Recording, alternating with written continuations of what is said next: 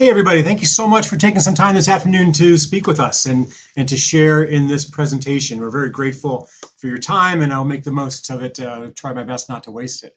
So we're talking about average customer value, and sometimes it's referred to as annual customer value, so the A can mean either one of those things. And sometimes we're talking about a lifetime value, or the value over the entire purchase cycle over the consumer's lifetime. And it's a very valuable metric. It's not only critical to your ROI modeling, but it also has a number of other functions that are going to be useful for you. So what I want to do is I want to give you a real top line overview of what that's all about, show you how we calculate it, put it in the context of ROI modeling, and then be available to answer any questions that you might have. And then at some point during the discussion, or at any point during the discussion, if you are interested in the spreadsheet that I'm going to show you that can be used to model annual customer value, then don't hesitate to put a spreadsheet or ACV spreadsheet into the ALV, customer lifetime value spreadsheet, into the comments, and we'll make sure we get that over to you, okay? So let me go ahead and share my screen, and this is the PortMA's Event ROI Toolkit. I'm gonna go right to the resource library. I'm gonna scroll down here to average lifetime value. And then I'm just going to make this a little bit bigger so we can all take a good look at it. So when we think about average lifetime value, we have to start by thinking about what are we trying to accomplish? What matters when we're measuring experiential, and how does this idea of customer value come into play in the ROI modeling? And to start, I need to give you just a real quick 3-slide overview of what that ROI modeling is all about, because we call it the RIV paradigm, and there are 3 basic components to it. There's reach, there's impact, and there's value. Value is often the placeholder for ROI. And each of these items have very specific questions that we're looking to answer. And the theory goes that if you can answer these questions when the program is ongoing, then you're truly managing that program. And if you can answer these questions in your strategic recaps, then you're being strategic. You're actually showing how they can use the information to improve the marketing. And each of these questions are designed to appeal to a different aspect of the stakeholder teams. That first is, how often are we reaching the right consumer? Any kind of marketing, your brand managers or your stakeholders are making decisions on media channels, or you're making decisions about venue locations, different types of venues, because you have some preconceived idea of what kind of people will be on those radio stations or watching that television show or reading this magazine or at that type of venue. And we want to understand how often that is the case. We're developing a message that we're trying to target to a particular market with our campaigns, and we got to know if we're even reaching that market or not. And so that first question is, how often did I reach the right consumer? That helps drive our thinking on what we're measuring in the context in which we use this annual customer value metric. And it really serves well the stakeholders that kind of came up through the marketing world on the media side, on the impression side. So think about marketing in the context of gross rating points or media buys or impressions. So this is the kind of stuff they're used to seeing, and we got to provide it to them for experiential as well. Now, the second question around impact is really serving that person that is all about sales. And what we want to be able to share with them is show them, when is the campaign creating intent where it didn't previously exist? And the reason why that's so critical is we have to have some kind of measure of how we're moving people through a purchase cycle to a place where they're going to do some kind of revenue generating event for the brand. And that's going to be different based on the activation strategy, the brand's maturity in the market, the category that's being purchased. All those things are going to impact that. But as a way to ground ourselves and make sure we're paying attention to that stakeholder that needs to see some parallel to sales or actual sales data, we want to be able to answer that question of, when is the campaign creating intent where it didn't previously exist? And then finally, we have that, under what circumstances is the return on investment highest? And this is for that senior person on the team who's making decisions around overall investments. They're trying to understand, should I do this sponsorship again next year, or would I be better served doing these other options? So we want to make sure we can give them a solid financial ROI. And so these 3 questions for reach, impact, and value, they guide our thinking. And let me show you how they might apply in a typical activation day, right? So how this all kind of gets grounded in what you're doing on site. Let's say that over a day of activity, you have 90 engagements, right? And with those 90 engagements, we realized through different tools that we can talk about that about 90% of them are your target consumer. You reached about 90% of the time, you reach the right person. If I do the math there, that's about 81 people that represent the person I was trying to reach. Now, we also know that 81% of them might be non-customers, and we know that also from an on-site survey or different kinds of tools. And if 81% were non-customers, that means 66 people at my event that day represented an opportunity for incremental revenue, right?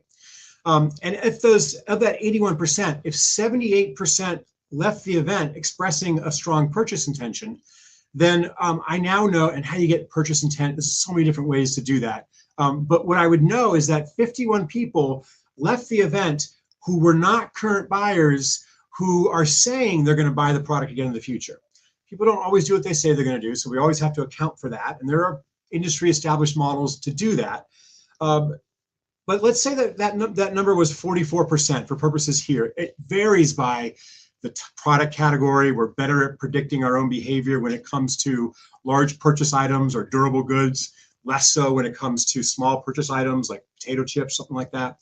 But anyway, if that was 44%, then this model would bring us out to this idea that this event generated upwards of 23 estimated new customers.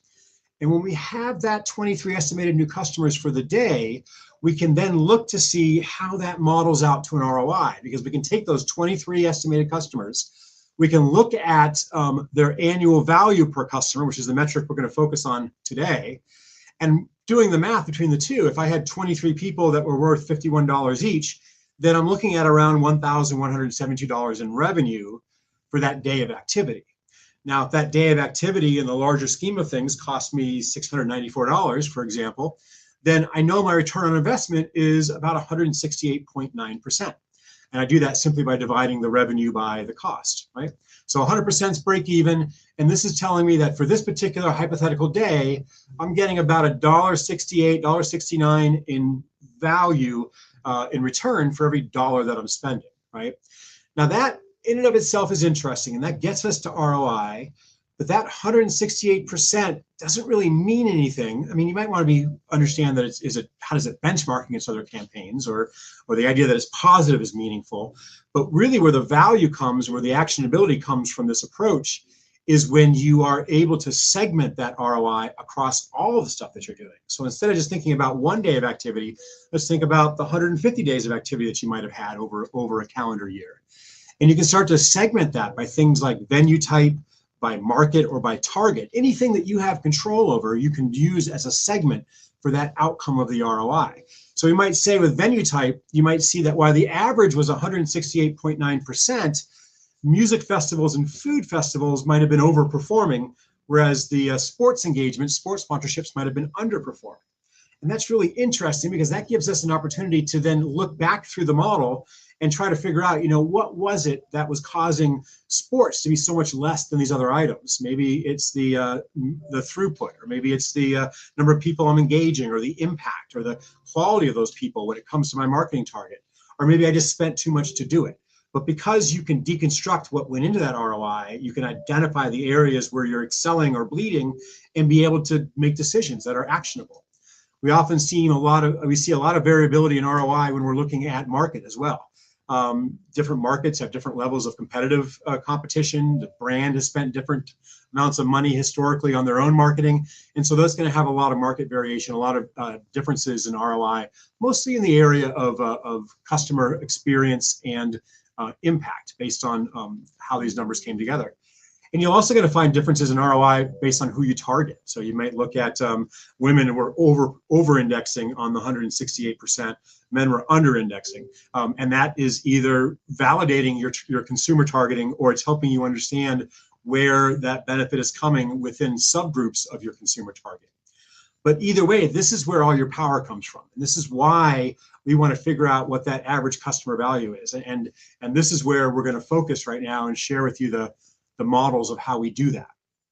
So if you're hearing me and if this makes sense, go ahead and give me something in the chat. Go give me like a yes or give me a Y to let me know that you're getting this information and that it sounds okay to you so far. If you have any questions at any point during the discussion, don't hesitate to post them up. 50.97% is what we're focused on right here, and how we get that number. It's a tool that allows us to look at both things annually as well as over a 10-year lifetime customer value period, and it's based on 3 core metrics. You need to get the year-over-year loyalty, and we'll show you exactly where to find that. You need to have the buys per year for the product, and you need to have the average dollars per purchase. So I need to understand how long is somebody loyal once they are a buyer of the product, how many times do they buy that product per year, and then on average, what are the how much do they spend every time they buy that product. And so these metrics, you might have them on hand, you might need to go seek them out, you might need to do some research, lots of different ways to get them. Year-over-year loyalty is going to be different for different kinds of products. There's some CPG categories that we might buy several different brands within the same type of product. There are others that we tend to be fairly loyal to. And knowing what that customer loyalty is critical to knowing what your erosion year after year is going to be. And I'll show you how that plays out in a second. The second metric has to do with the buys per year, and that changes pretty significantly based on the product that we're talking about. So if you're talking about milk, you might see a purchase cycle of once or twice every 2 weeks. We know that soda in the can is purchased about once every 2 weeks in bulk for the household. And something like toothpaste might be purchased 3 or 4 times a year. So all these different products have different types of buys per year. And if we're going to come up with an annualized value, we need to know how many times is that purchase happening. And then that final number is that average revenue per purchase. It's that transaction value. Oftentimes there's a SKU that's the predominant number being bought, or the predominant item being bought. Or you're looking across a set of SKUs and you're taking an average. But we want to understand what that average transaction value is per purchase as well. So how does that come together? So we put that together by you entering 3 metrics into either the online tool or the spreadsheet. You've got the year-over-year loyalty. You've got the buys per year and the average price per SKU. And in this example here, we're looking at 71% year-over-year loyalty. We're looking at 3 buys per year, and each purchase is at $5.09. So it's probably a relatively small commodity type CPG product. Now, the number of buyers per year, you're going to see why that's important when we look at the spreadsheet. It's actually a linear type of metric. It scales for volume of impact, but it doesn't really it doesn't change the actual value per customer. But it's a useful tool when you're doing your reporting or explaining it. And when you enter that information into the spreadsheet, just those 3 top metrics and some number value, what you're going to see is how that plays out over a 10-year period. So let me start with year 1 and just kind of lay that out. So in year 1, if we had 1,000, if the people leaving the footprint, I said there was 23 leaving the footprint, or no, I'm sorry, I said there were 44 leaving the footprint that said they were going to buy. Here I've got the example of 1,000. But we have that first year, we have those 1,000 people that are those new buyers. They're buying 3 times a year, so they're buying 3,000 total. You can see that right here. And then I do the math around what the revenue is going to be based on the average revenue per purchase, and I get that $15,270 in overall revenue from all of those new customers in the first year. And then when I divide that 15,270 by the 1,000 buyers, I get back down to that individual customer value. And that gives me a transaction value for that customer in their first year of loyalty. Now, if I want to go beyond the annualized value and look at a lifetime value, I could bring it into year 2. And when I look at that, I see that I'm going to lose about 71% of that original, I'm sorry, I'm going to lose about 29% of that original 1,000 because I only have loyalty at 71%. And so in year 2, I'm looking at 710 folks. I do that same math all the way across. In year 3, I lose another 71%. So now I'm down to 500 or so. And what you do is you kind of play that out until you have no longer any value per customer, right? So you can see in year 10, it's at 70 cents. I could probably go to year 11, 12, 13 and bring in some pennies. And if you really wanted to be true to a lifetime value, you would look to see at what point does that die out. But in this example, those figures, we can add up those periods of time, and that gives us the $50.94 estimated lifetime value based on those numbers above. Sometimes we look at programs as being, we're just going to look at a 5-year horizon, because maybe the budget you're using in your ROI calculation includes purchased vehicles. And those purchased vehicles are being amortized over 5 years, so only 20% of that cost is in the first year budget. But we're looking at the big picture, and we're including all of them. So we're going to go out to 5 years, which is the period of time I expect to get value from where the money was spent. So sometimes it's done that way. Sometimes you're looking at revenue. Sometimes you're looking at profits. There's all kinds of different ways of thinking about it. My recommendation is that you start simply. You start with a tool like this. You get some basic understanding down, and you get the team looking at some basic valuation numbers. And then as it starts to prove to be useful, and as decisions are being made on it, then you work to fine tune things. I mean, you have some models that treat future revenue as an annuity, where you're taking into account the cost of capital or inflation. And all of those things can be very important as you start to make bigger and bigger decisions based on these modelings. But to start, keep it simple so you can get something out the door. With that information, there's a few different ways we use this, and I'm going to home in on one in just a second. But the marketing design is certainly really important. So it determines what your allowable acquisition costs are, if ROI is important. So now, if I look at $50 lifetime value, $50.94, I know that when I'm designing a campaign that has a certain number of interactions and a certain number of wow on site, and an engagement experience, I kind of want that to net out in my overall budget and my target sampling numbers to be less than what I know that customer's worth if I want to generate a positive ROI. So it can help you look at different scenarios and allow you to understand what, from a design perspective, what is that allowable acquisition cost under those scenarios. It also allows you to look at usage occasions and figure out, are there ways that you can prioritize scenarios with higher lifetime value potential? So if you are looking at a product that is a consumable that is, the more you educate somebody about it, the more often they could use it, something like orange juice or mustard or the like. That's why recipes are so popular and experiential when it involves food. So you can certainly do that here and use it for those purposes. And on the experiential sense, it becomes great for targeting that long-term value. You plug it into the model like I just explained, and you can use that to get a really good sense of what your overall ROI is and under what scenarios is that ROI peaking for you and doing best. So with that said, let me go ahead and download that spreadsheet so you can see what it looks like. Back here in the toolkit, I'm gonna go right. Here's one version of that model we have online, but we've been talking about the spreadsheet. So let me just go ahead and download that, and I will open it up. And again, if this is a spreadsheet that you would find any value with, or you want to look at yourself, then I'm just going to encourage you to put that phrase into the chat box below, so that we can get you that. So here we're looking at the spreadsheet itself, and it's very similar to what we just talked about. We've got the numbers, same numbers that you saw on the screen are right here. And then if I was to be looking at year-over-year loyalty, and it was actually 65%. So you can make those adjustments, and it'll update down below appropriately for you and help you see those different scenarios.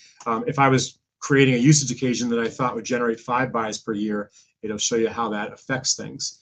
And then all the details we just talked about, those are outlined in a pretty straightforward manner down here. And both in the article as well as on the spreadsheet, if you are trying to find out some of these values and you don't have them at your fingertips, you can always go to AI, and these are some prompts that we've used that has proven to be relatively successful. So I also want to show you another location where you can get this year-over-year loyalty. But I think what's important is to acknowledge how difficult it is to get this number otherwise, to get this lifetime value number. If you are on the agency side, you will typically find that the brand manager doesn't want to give it to you. In many cases, it's seen as a very precious number. And so you're in a position, in order to do some kind of ROI modeling or to do that upfront planning, you really need to have a strong estimate. What you're going to find is when you use your estimates and you cite your approach in the appendix of your first recap, and then you're showing how that value is included in an overall ROI model and how you're using that ROI model to make decisions, you're going to find that you might have put up there that the average value is $50 or $43.04, but the stakeholder team is going to look at you and say, hey, that's great. Why don't you run it at $50.94? Because they know what the number is. Most mature brands that are mature enough to be doing sampling have a good sense of what that number is all about. And once they see it in context, they're going to share it with you every time.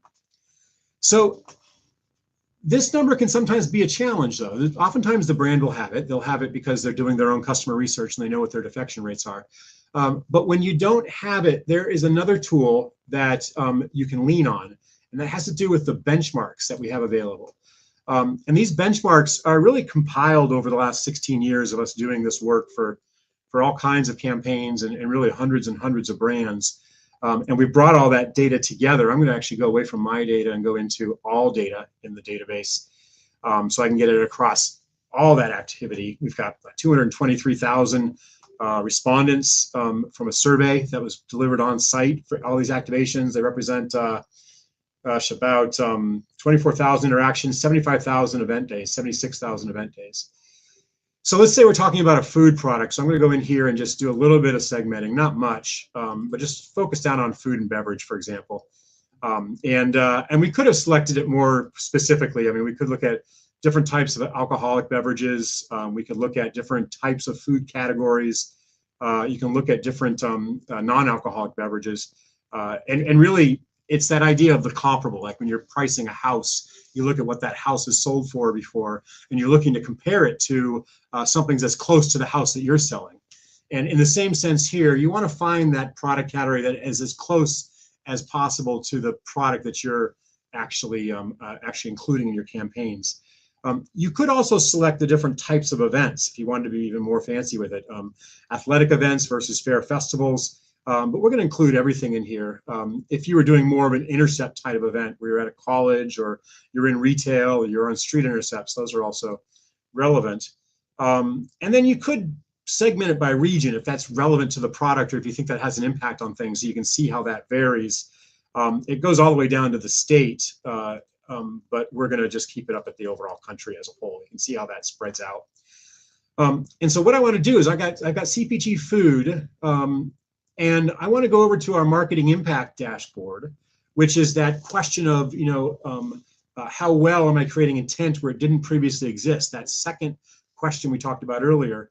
I'm going to go over to that the person's awareness that was being interviewed, and I'm just going to select current customers.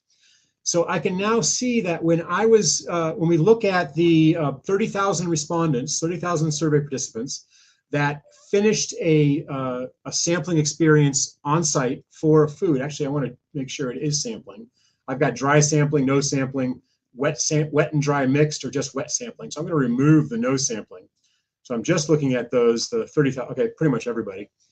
And what I can say is that of those that were current customers, 70% of them said that they were going to be buying on that next buying occasion, or they were loyal consumers.